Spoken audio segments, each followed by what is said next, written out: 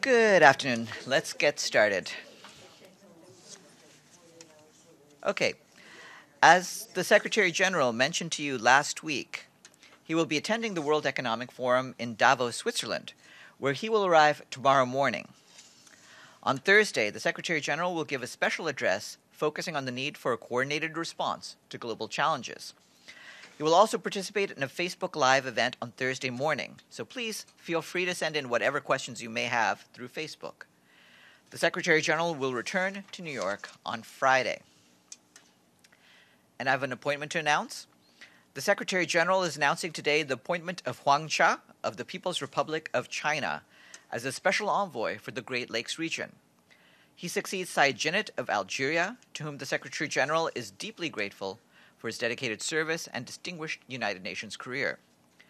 Mr. Shah brings over 30 years of diplomatic experience across the world, with experience in Africa, having served in several high-level positions.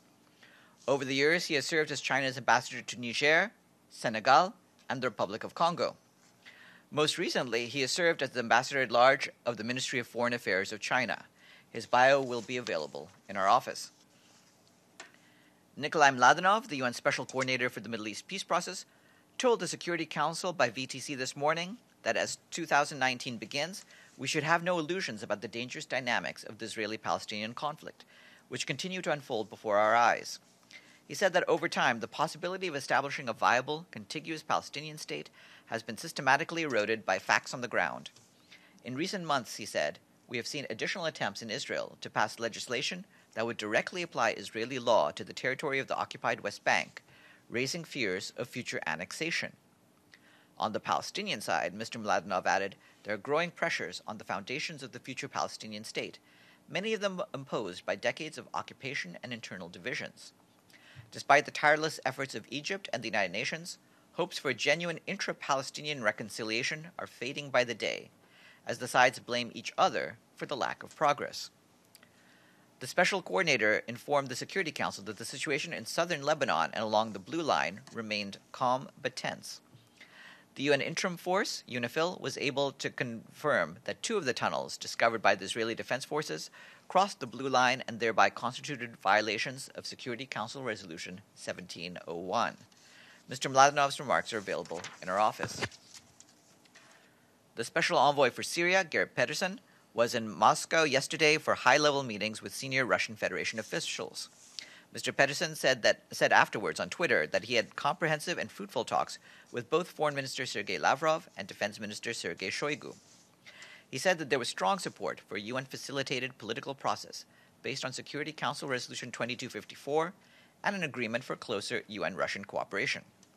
The Special Envoy said that the discussions had focused on the Constitutional Committee, building confidence and moving ahead, and highlighted the positive discussions on a second UN humanitarian convoy desperately needed for Rukban camp in southern Syria. The Special Envoy will be traveling to Davos today and plans to consult with the Secretary General and with regional and international players attending. The Undersecretary General for Peace Operations, Jean-Pierre Lacroix, will travel to Khartoum, Sudan tonight to participate at the start of the African Initiative direct dialogue between the government of the Central African Republic and armed groups, convened by the African Union with support from the United Nations. The dialogue will also be attended by representatives of political parties, the National Assembly, and civil society, including women's groups. The African Initiative for Peace and Reconciliation in the Central African Republic is an African Union-led initiative for which the initiative roadmap was adopted in Libreville in 2017. The UN mission in the country, MINUSCA, has been providing support for this initiative as mandated. Our humanitarian colleagues report that since November, an upsurge in clashes between non-state armed groups and the military in northeastern Nigeria, mainly in Borno State, has led to the forced displacement of more than 80,000 people. This is in addition to the 1.8 million people already displaced in the northeast. The humanitarian country team is currently finalizing a 90-day plan to further increase humanitarian response to meet the immediate life-saving needs of 312,000 people in the area. The UN and its humanitarian partners are also concerned about the potential implications of increased violence and insecurity around the presidential elections on the 16th of February, including potential population movements and limited humanitarian operations in some locations. the UN is urging all parties to the conflict to protect civilians and civilian assets and uphold international law. Also on Nigeria, the UN Refugee Agency, UNHCR, says the recent upsurge in violence in northeastern Nigeria has forced an estimated 6,000 people, most of them women and children, to seek safety in Chad's Lake Chad region. UNHCR, together with the Chadian authorities, is carrying out registration and pre-screening of new arrivals to evaluate the needs for assistance. More details are available online. And UNHCR today said it is watching with increasing alarm the situation in the Mediterranean, where over the past few days there have been 2 shipwrecks and other rescue incidents. Close to 170 lives are believed to have been lost in the shipwrecks.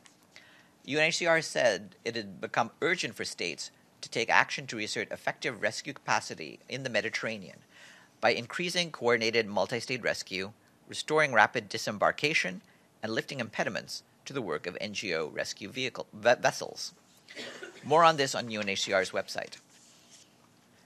The High Commissioner for Human Rights, Michelle Bachelet, today has expressed serious concern after the approval in first reading of a bill to amend Guatemala's long-standing national reconciliation law.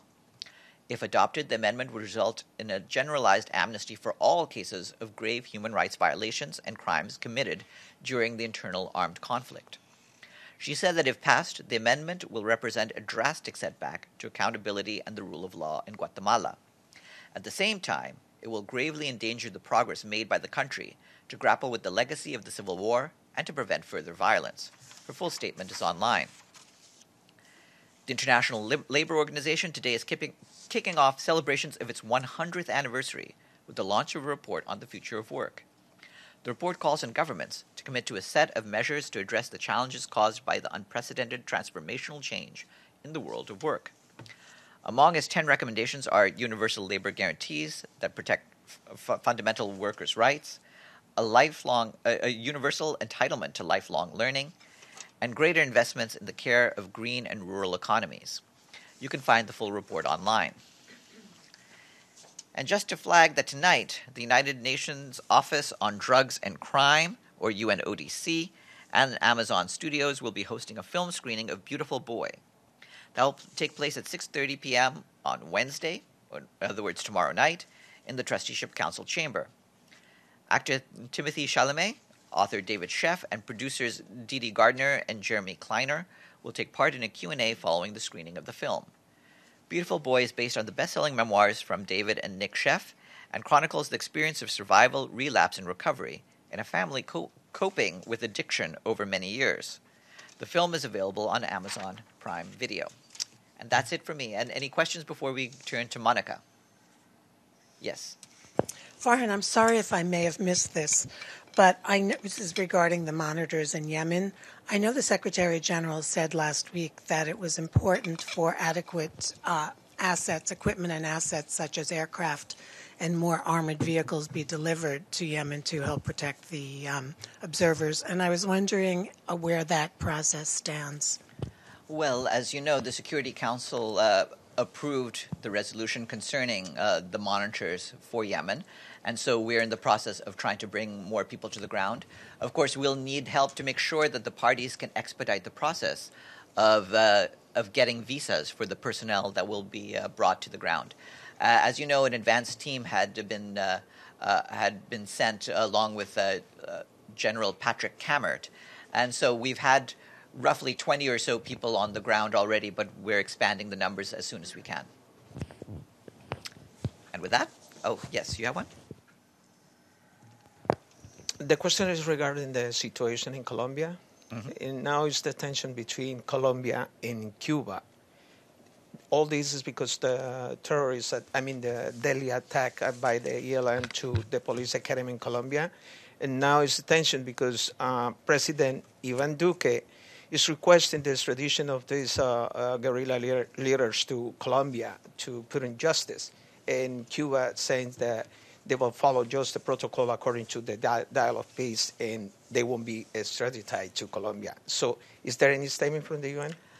Well, there's no statement. You're aware that we reacted against this recent attack.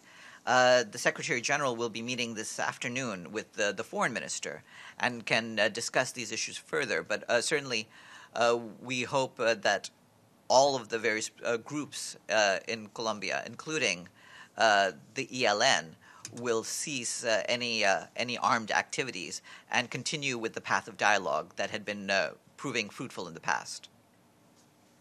Yes. Sorry, thank you, Farhanis. Just a quick follow-up on a situation that is developing right now in Venezuela.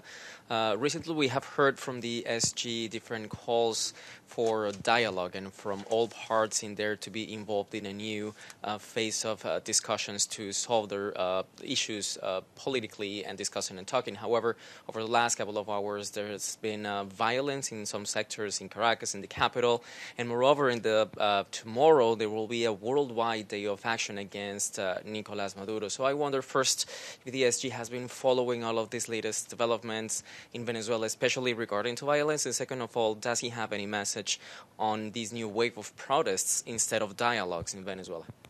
Well, as you know, we encourage the right to peaceful protest in all such situations. What we would encourage is for all parties to avoid anything that could lead to violence. And, of course, we want to reiterate once more that the situation in the country can only be resolved through political dialogue between the parties involved. And with that, yes. Yes, and follow about Venezuela. And it's about the situation is growing on the way the allies to Venezuela, and this is including Spain, which is providing military weapons, military defense to Venezuela, knowing that Spain is part of the NATO. And regarding all these issues is that for more than 14 countries, including the United States, they will recognize Maduro's next presidency for the next 6 years. So is there any statement about with Spain on this situation? We don't really have any comment on the bilateral relationship between countries, which is their own issue. Have a good afternoon. Coming up.